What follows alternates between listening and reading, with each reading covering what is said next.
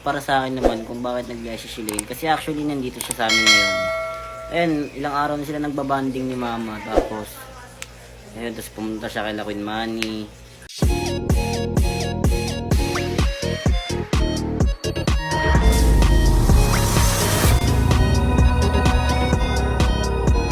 Ate, may kikwento ako sa'yo. Alam mo yung wais lang is pa is ok buka is ak.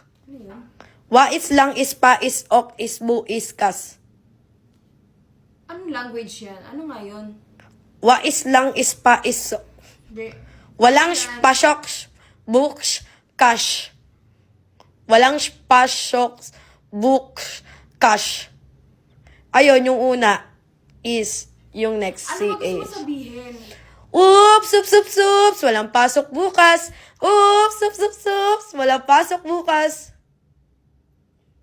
Ano gusto mo sabihin? Hello po, Team Raisa. Wala pong pasok bukas. Kain po tayo. Anong gusto mo sabihin lang? Please lang. Oh, Simon. Ano, Wala anong pong topic pasok natin? bukas. Oh, Simon. Ano yung topic? Pang-ina. Ate, kasi ano yan ngayon, uso yun ngayon sa TikTok. I-search mo. Walang is, pa, is, ok, is, is, os sa bukas. Anong uso sa TikTok? Yung mga Ano ganun. uso niyan? Parang i-adlib mo siya. Ano Oh. uso?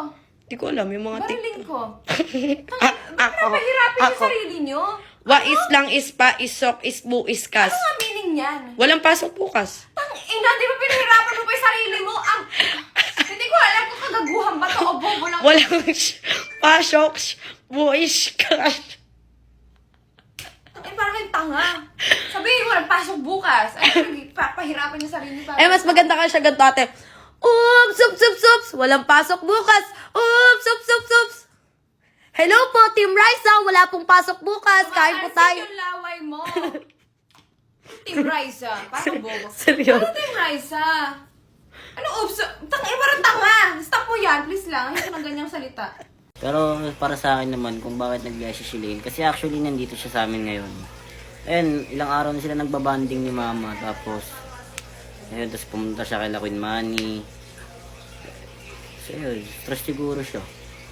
Kaya doon niya na lang siguro nilalabas yung mga sama ng loob niya. Kaya hayaan nyo na lang muna siya maglabas ng sama ng loob niya yun, guys. Para pagbalik ni Shalane sa Manix house, diba? Refresh na siya ulit.